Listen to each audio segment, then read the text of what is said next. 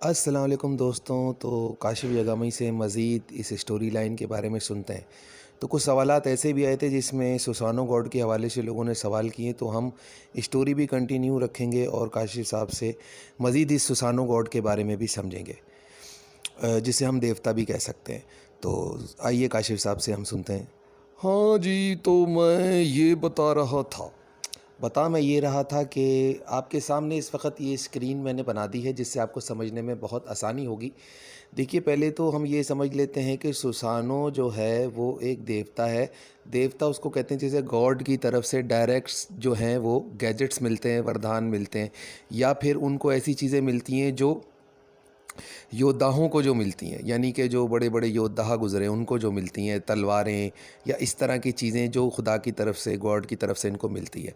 तो हम मौजू की तरफ दोबारा आ जाते हैं कि देखिए, सेक्रिफिकेशन के लिए प्रॉब्लम्स क्रिएट हो गई थी, तो सुसानो ने आकर सेक्रिफिकेशन गॉड को ख़त्म कर दिया, यानी कि ओरोची को ख़त्म कर दिया। सेक्रिफिकेशन का सिलसिला उसने ख़त्म कर दिया कि इंसान ये कुर्बानी बार बार नहीं देगा, या किसी ख़वातीन या किसी औरत की कुर्बानी अब दोबारा नहीं दी जाएगी, ये सिलसिला उन्होंने ख़त्म कर दिया। तो हुआ ये था कि बात ये है कि मैं कॉफ 13 से आपको समझाने की कोशिश करता हूँ कि जिन लोगों का ये ख़्याल है कि पीपल फ्रॉम द पास्ट जो हैं वो जिस गेट से आ रहे हैं वो एक पोर्टल है, ठीक है, वो एक पोर्टल है, मगर पोर्टल एक गेट की सूरत में दिखाई गई है। गेट के बैक हैंड पे लाइट दिखाई गई है, बहुत तेज़ रोशनी दिखाई गई है, और उसके बाद गेट के आउटर एज के ऊपर हमारी दुनिया दिखाई गई है। यानी हमारी दुनिया जो सेक्रिफिकेशन की दुनिया है, यहाँ से उस तरफ जाने पर सेक्रिफिकेशन ख़त्म हो जाती है। यानी कि गेट के उस तरफ लाइट है, सन है, सन गॉड का एरिया है वो। आप समझ रहे हैं मेरी बात? तो इस तरीके से मैं समझाने की कोशिश ये कर रहा हूँ कि सुसानो एक सन गॉड का देवता है और उसके पास सन गॉड की तरफ से पावर है। तो ओरोची से टकराव के दौरान उसे यही लाइट, इसी लाइट का इस्तेमाल भी उनके साथ था, गॉड की तरफ से ये चीज़ भी उनके साथ थी कि बिकॉज वो एक सन गॉड के देवता है। तो वो जिस प्रार्थना के तहत इस दुनिया में आए, जहाँ सेक्रिफिकेशन का सिलसिला चल रहा है, जहाँ कुर्बानी देने का सिलसिला चल रहा है, और वो कुर्बानी एक जानवर, एक ऐसी इंतहा पसंदी तक पहुंच गई है कि जो एक डेविल की सूरत इख्तियार कर चुकी है। जो लोग ये कह रहे हैं कि इस सेक्रिफिकेशन को रोकने के लिए ब्लड का इस्तेमाल नहीं किया गया था, ये भी नहीं है, क्योंकि कॉफ 13 में आप देखते हैं कि कुसानागी सॉर्ड के पीछे डीमंस लगे हुए हैं, और डीमंस का रिलेशन ब्लड से ही है, जो कि डेविल की पैदाइश है, जो डीमन की पैदाइश की वजह है। तो एक जाइंट का ब्लड ही इन डीमंस की पैदाइश, इन डेविल्स की पैदाइश की वजह बन चुका है। आपको ये बात पता है, मैं इसकी वजाहत और भी कर दूंगा। तो इस वजह से कॉफ 13 में कैरेक्टर देखें, इस फंडामेंटल स्टोरी के अंदर क्या क्या चीज़ें इन्वॉल्व है। इसमें डीमंस भी हैं, इसके अंदर जाइंट्स भी हैं, इसके अंदर सन गॉड भी है, इसके अंदर लाइट ऑफ गॉड भी है। समझ रहे? तो ये देवताओं की पूरी कंप्लीट कहानी है। तो बताने का मेरा मकसद ये है कि अब सुसानो ने ये काम इतनी आसानी से करा, मगर इसमें कितनी चीज़ें इन्वॉल्व भी हैं। तो क्योंकि कैरेक्टर कुसानागी शॉट के पीछे डीमंस भी लगे हुए हैं, तो ये बात यहाँ क्लियर हो जाती है। और दूसरी तरफ साइकी टाइम मशीन के साथ, जो गेट के साथ जो प्रॉब्लम्स आ रही हैं, क्योंकि पोर्टल टाइम मशीन का पार्ट है, सही है। अगर हम यूनिवर्स टाइमलाइन को चेंज करते हैं, या उसके अंदर हम अपनी तरफ से कुछ एक्स्ट्रा टाइम की तरफ जाते हैं, बैक टाइम के अंदर, सही है, जिसके लिए हमें किसी सॉर्ड या किसी छोटे से खंजर की ज़रूरत पड़ती है। ऐसा टाइम था, डैगर ऑफ टाइम आप जिसको कह सकते हैं, जिस पे बहुत सी गेम्स आई हैं। तो इस वजह से मैं आपको पहले ही बता चुका हूँ, तो ये सारी चीज़ें इन्वॉल्व है। देखें, ओरोची की तलवार कोई मजाक नहीं है, ये कोई ऐसी चीज़ नहीं है कि इसके इस्तेमाल पर आप बच्चों की तरह इसको खेल की तरह इस्तेमाल कर ले। देख रहे हैं आप? तो ये चीज़ कोई ऐसी चीज़ नहीं है कि जिसको आप ऐसे ही समझ रहे हैं कि मैं इसको ऐसे ही लड़ाई के लिए उठा लूँगा। मेरे भाई, ऐसा नहीं है, क्योंकि कोई बहुत बड़ा जाइंट मर गया है, फिर उसका हॉर्कस टूट गया है। अब इस तलवार से टाइम मशीन, गेट, सब चीज़ें इन्फ्लुएंस में आएंगी, हर चीज़ इन्फ्लुएंस में आएगी। और इंसानों को काम ये जब हज़ारों साल बाद करना पड़ेगा, तो उनके लिए काफ़ी मुश्किलात खड़ी हो जाएंगी। तो हम इसको नैरो डाउन कर लेते हैं कि टाइम गेट, जिसको पोर्टल कंसीडर किया जा रहा है, ये साइंस और फिक्शन के बाद कंसीडर किया जा रहा है, मगर सुसानो के वक्त में ये चीज़ें ऑटो पर हो रही थी, वो गॉड पावर पर हो रही थी, एक देवता की गैजेट्स पर हो रही थी। तो उस वक्त तो इतनी तालीम किसी के पास नहीं थी कि भाई टाइम मशीन क्या होती है, टाइम यूनिवर्स क्या होता है, टाइम क्लैश क्या होता है, होलोग्राम क्या होता है, और इसके अंदर टाइम ट्रैवलिंग क्या होती है, ये चीज़ें उस वक्त सुसानो हमें क्या बताते नहीं, लेकिन ये बैक हैंड पे हो रही थी। लेकिन जब इंसानों की दुनिया आई, क्योंकि अब दोबारा सुसानो आएंगे नहीं, अब क्या बनेंगे, अब नेशंस बनेंगे, पैदाइशें होंगी, पैदाइशें, अब पैदाइशें आके ये मसला हल करेगी, देवता आके ये काम नहीं करेंगे। तो जब पैदाइशें आके ये मसला हल करेंगी तो फिर ये एक तालीम और एजुकेशन के थ्रू ये काम होगा। तो अब इसमें मालूमात, इल्म चाहिए, नॉलेज चाहिए, तो फिर इसमें बहुत ज़्यादा इल्म चाहिए। और दूसरी तरफ मैं आपको ये भी बता चुका है, हाकोशू के मेंबर जो गोइनिस जो अचानक एंट्री मार देते हैं। अब मसला ये था, स्टोरी हमारी लास्ट ब्लड पैक पे रुक गई थी, तो हम इसको यहीं कनेक्ट कर लेते हैं स्टोरी को। तो मैंने थोड़ा नैरो डाउन कर दिया आपको कि इसमें क्या क्या चीज़ें इन्वॉल्व हैं। देखिए, ये कहानी एक हिंदू भी सुन रहा है, एक ईसाई भी सुन रहा है, एक मुसलमान भी सुन रहा है, इसे एक नास्तिक भी सुन रहा है और इसे एक अंग्रेज़ भी सुन रहा है। तो इसके अंदर गुइन्स की एंट्री तकरीबन सबको एक जगह मर्ज कर देती है स्टोरी को। तो ये बात आपको समझनी पड़ेगी, तो ये चीज़ आपको देखनी पड़ेगी। ये सारी चीज़ें एक साथ ही चल रही है। देखिए, पैदाइश के बाद जो दरवाज़ा एक एंट्री पीस था, वो एक पोर्टल नज़र आ रहा है। आप समझ रहे, देवता के जाने के बाद, सुसानो के जाने के बाद वो दोबारा आके ये काम नहीं करेगा। अब पैदाइशें होंगी, नेशंस आएंगे, कबीले आएंगे। जब वो कबीले आएंगे तो वो इस दरवाजे को पोर्टल ही समझेंगे। अब वो सन गॉड इनके लिए वो पोर्टल बन गया। आप समझ रहे हैं मेरी बात, क्योंकि मंजर चेंज हो चुका है, द चेंज ऑफ सीनरी। इस बात को आपने समझ रहा है। देखिए, सिनेरियो क्या है, सिनेरियो यही है कि आपको जो परसेप्शन हो रही है ना, परसेप्शन, पूरी परसेप्शन चेंज हो चुकी है। It's the change of the world, because we are connected to the next world. हम किसी और दुनिया से जुड़ गए, समझ रहे हैं, जिसको हम ये भी कह सकते हैं कि हेल गेट भी कह सकते हैं। आपको दूसरी दुनिया से जुड़ गए ना, ऐसी बात है। तो हेल गेट भी खुल गया, तो इस तरीके की भी बात है। तो बताने का हम यही कनेक्ट करना, ब्लड पैक का कर लेते हैं। देखिए, अब हुआ ये है कि जो गोइनिस जो है वो भी हुकाशू टीम का जो मेंबर है, वो भी ओरोची की ही एक हेड है, समझ रहे। ओरोची सांप का सर कटा, ठीक है, मेन हॉर्कस टूट गया, लेकिन बाकी जो सर जिंदा थे, उन्हीं नेशंस के अंदर से गोइन्स भी आया है। और उसका मकसद यही था कि सील को तोड़ दूं, सील को तोड़ दूं, मेरा आका दोबारा पैदा हो जाए, मेरा मालिक दोबारा पैदा हो जाएगा, और तो फिर दुनिया पर राज हमारा हो जाएगा, है ना। गोइन्स का यही मकसद था। तो हिकाशू टीम के इस मेंबर ने जो आके ये काम करा, और उसने ये क्या करा, उसने, अब उसको ये पता था कि ओरोची के पास एक ब्लड पैक है। ओरोची एक ब्लड पैक क्रिएट कर चुका है, जिसकी मदद से वो क्या करेगा कि वो अपने नेशंस को पावरफुल करेगा, ठीक है। लेकिन ये काम वो करेगा कैसे, वो ऐसे करेगा कि ये ब्लड पैक, ये एक मुआहदा था, बहुत पुराना मुआहदा था, जिसको एक आप डीड भी कह सकते हैं, क्रीड भी कह सकते हैं, मज़हब इन्वॉल्व हो गया ना।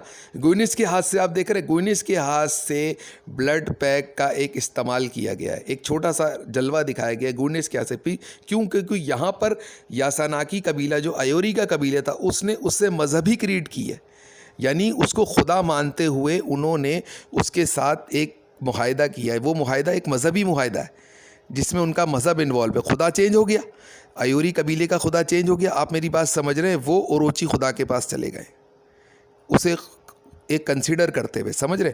उसके बाद जो कुसानागी कबीला है, वो सुसानो देवता के खुदा के पास है, ठीक है। उसके बाद जो कागुरा है, जो कागुरा माकी, ये जो नेशन है, ये एक देवी के पास है, ये एक देवी की परस्तिश करता है, समझ रहे। एक कॉन्सेप्ट आपको मैं बता रहा हूँ, इस तरीके की बात है।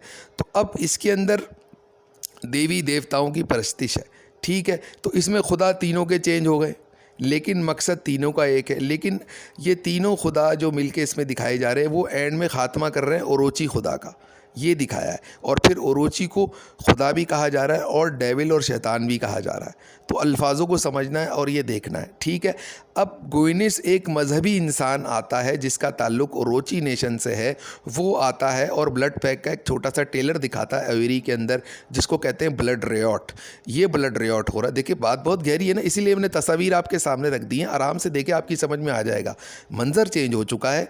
जो काम देवता के वक्त में हो रहा है, वो तो ऐसा लग रहा है कि एक कहानी चल रही है, हमें तो मादी चीज़ें दिख रही हैं, हमें उसके पीछे की साइंस तो नहीं दिख रही। लेकिन जब देवता चले गए, ये काम कबीलों और पैदाइशों के, अब पैदाइशी होंगी, देवता दोबारा नहीं आएगा, जहन में रखना। ये सब अब कबीले बनेंगे, लोग पैदा होंगे, अब कोई देवता आके हमारी मदद करने वाला नहीं है, हमारी कुनबे कबीले ही मिलके लड़ेंगे। अब वो जब कुनबे कबीले आए, तो यहाँ पर मंजर चेंज हो गया। अब साइंस से समझना पड़ रहा है।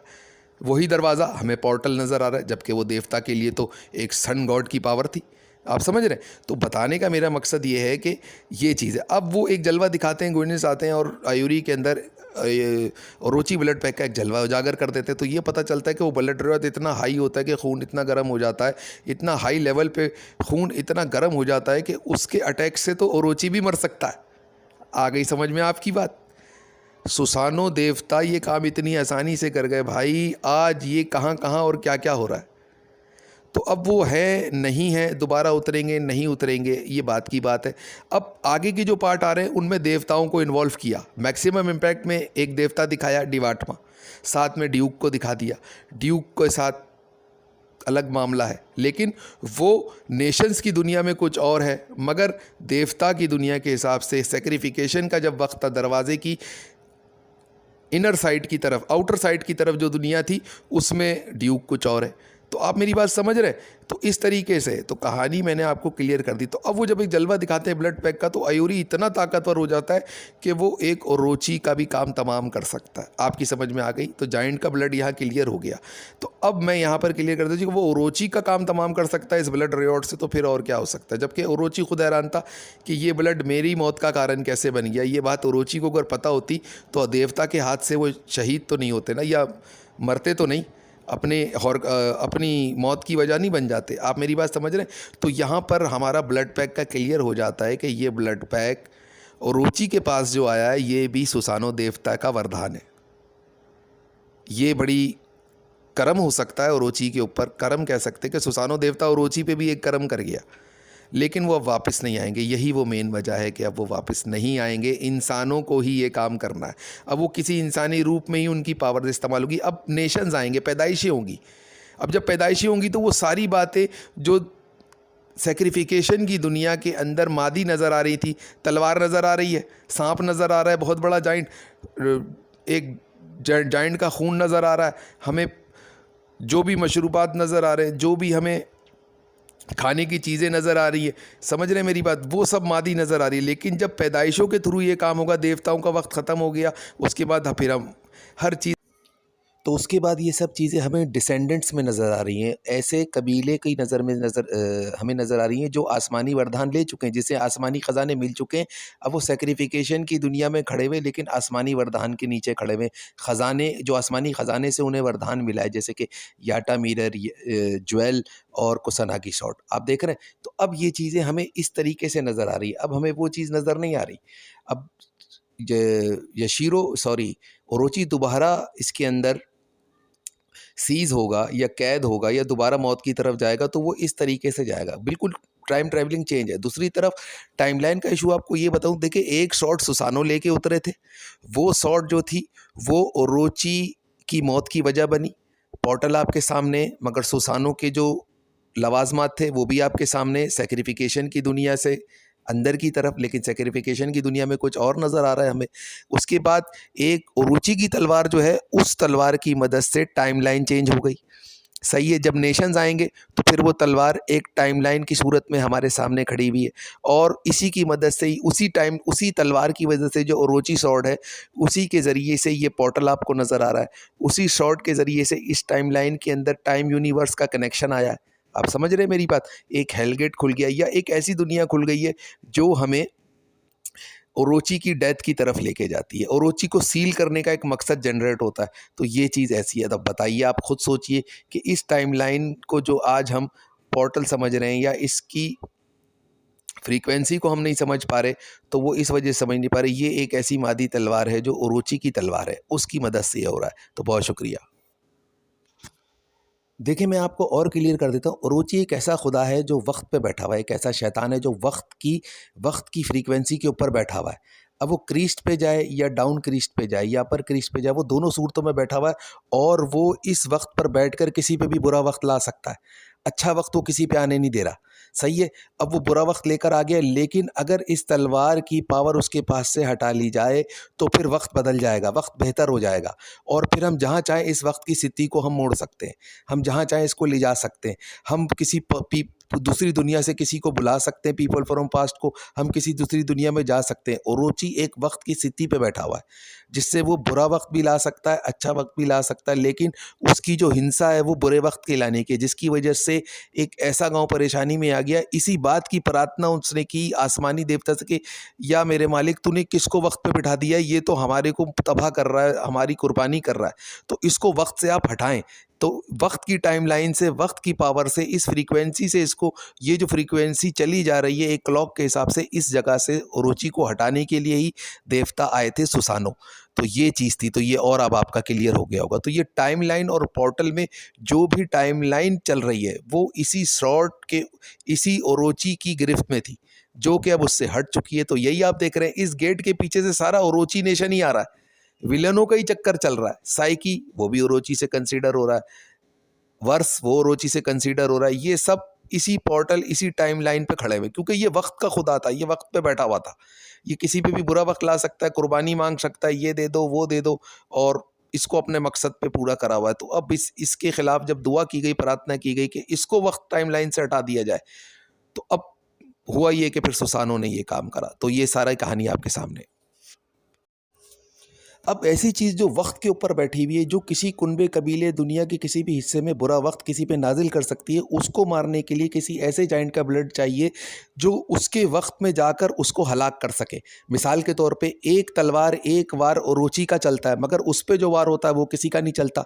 तो उस पर वार उसी वक्त हो सकेगा जब किसी जाइंट का ब्लड उसको इस्तेमाल किया जाए, जब किसी जाइंट के ब्लड को छू जाए ओरोची, या ओरोची टच कर जाए, तो फिर वो टाइमलाइन के अंदर ड्वेल का कॉन्सेप्ट आ जाएगा। अब तलवार का वार उस पर भी हो सकेगा, वरना उससे पहले उस पर तलवार का वार नहीं हो सकता, ओरोची को मारा नहीं जा सकता। ये बात सुसानो देवता को पता थी, सुसानो देवता को पता थी। वो नायाब ब्लड सुसानो देवता ने उस कबीले की मदद से अरेंज करा। जब वो ये चीज़ जब ओरोची को छू जाएगी तो फिर ओरोची की टाइमलाइन में अनर्थ हो जाएगा।